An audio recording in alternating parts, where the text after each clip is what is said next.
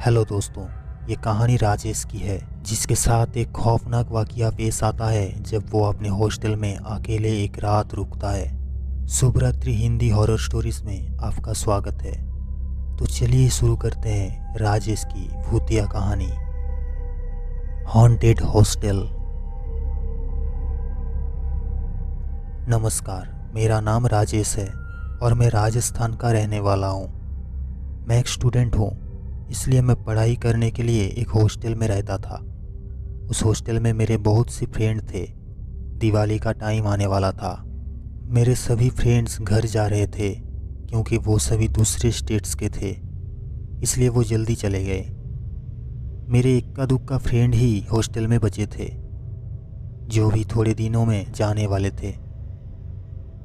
मेरा घर चूंकि शहर से पास ही एक गांव में था और मैं बीमार भी पड़ गया था पहले, जिस कारण से मेरी बहुत सी स्टडी भी बर्बाद हो गई थी। तो मैंने हॉस्टल में ही रहने का निश्चय किया था ताकि मैं अपनी छूटी हुई स्टडी को पूरा कर सकूं। मेरे घर वालों ने भी मुझे मंजूरी दे दी वही रुकने की। जो मेरे बचे हुए दोस्त थे अब वो भी घर चले गए। हॉस्टल में बचा तो मैं और मेरा वार्डन। दिवाली की रात आने वाली थी तो मेरा वार्डन भी मुझे चाबी दे के अपने घर चले गए। अब हॉस्टल में केवल मैं ही बचा था। मैं अपनी पढ़ाई करके सोने चला गया। रात को करीब 2 बजे मेरी नींद खुली। मुझे किसी की फुसफुसाने की आवाज़ सुनाई दी, पर हॉस्टल में मेरे अलावा तो और कोई नहीं था। तो ये आवाज़ कौन कर रहा था? मैं बहुत डर गया कि एक तो इस सुनसान हॉस्टल में मेरे अलावा और कोई नहीं है और ऊपर से आती हुई ये आवाज़। मेरे शरीर में कपकपी उठ गई और मैं कांपने लगा।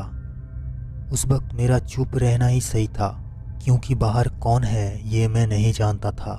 मैंने रजाई अपने मुंह तक ओढ़ ली और सोने की कोशिश करने लगा कि तभी मेरे दरवाजे पर हल्की सी खटखटाने की आवाज़ आई। मेरे डर के मारे पसीने छूट रहे थे। आवाज़ थोड़ी देर तक हुई, फिर घोर चुप्पी छा गई। घोर सन्नाटा हो गया पूरे हॉस्टल में। पर उस समय मुझसे पूछो कि डर क्या होता है। रात अभी बाकी थी।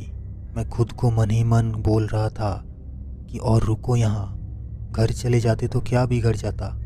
नहीं, पर सांप को तो पढ़ना है, बड़े आइंस्टाइन बनेंगे, अब भूख तो। यही सोच रहा था कि एकदम से माहौल में फिर से वही डर छा गया। मेरे कमरे के बाहर किसी की चलने की आवाज़ आ रही थी। थोड़ी देर बाद आवाज़ बंद हो गई कि तभी दरवाजे को ज़ोर ज़ोर से उसने पीटा। थोड़ी देर बाद उसने मेरा नाम पुकारा, राजेश। बस ये काफ़ी था एक हार्ट अटैक के लिए। उसको मेरे नाम कैसे पता चला? वो बोला, बाहर तो आओ, दरवाज़ा खोलो, मुझे अंदर नहीं बुलाओगे? वो आवाज़ किसी इंसान की तो नहीं हो सकती थी। बहुत ही डरावनी आवाज़ थी। मैंने दरवाज़ा नहीं खोला। अब वो चिल्ला के बोला, दरवाज़ा खोल नहीं तो। राजेश, दरवाज़ा खोल। वो अब बहुत गुस्से में था। मैं मन ही मन हनुमान चालीसा पढ़ने लगा। मैं रात भर नहीं सोया, हनुमान चालीसा का पाठ करता रहा। दरवाजे पर खुरचने की आवाज़ें आती रही। जैसे तैसे करके मैंने रात कट ली। सुबह तक मैं हनुमान चालीसा का पाठ करता रहा। सूर्योदय हो गया था। मैं हिम्मत करके बाहर निकला। वहाँ कोई नहीं था, पर दरवाजे पर नाखूनों के निशान थे। मैं बस यही सोचता रहा कि अगर मैं बाहर चला जाता तो मेरे साथ क्या होता। मैंने अपने वार्डन को फ़ोन लगाया। कुछ समय बाद वार्डन हॉस्टल में आया। मैंने उसे चाबी दी और कहा मैं अपने घर जा रहा हूँ। मैंने उसे रात का सारा किस्सा सुनाया, पर वो चुप था। उसके चेहरे को देखकर ऐसा लग रहा था कि वो कुछ जानता है। मैंने उसे वो निशान भी दिखाए, पर वो निशान जैसे कभी वहाँ थे ही नहीं। मैं आज तक उस भयानक रात को नहीं भूला। मैंने उस हॉस्टल को छोड़ दिया। मैं बच गया क्योंकि मेरे साथ वीर हनुमान जी थे। वो कौन था, कहाँ से आया, मैं नहीं जानता। दोस्तों, अगर इस घोस्ट स्टोरीज आपको अच्छा लगा तो वीडियो को एक लाइक करना, और अगर ऐसा ही हॉरर स्टोरी और सुनना चाहते हैं तो चैनल को सब्सक्राइब करके बेल ऑन कर दीजिए। मिलते हैं ऐसे ही और एक डरावनी कहानी लेके।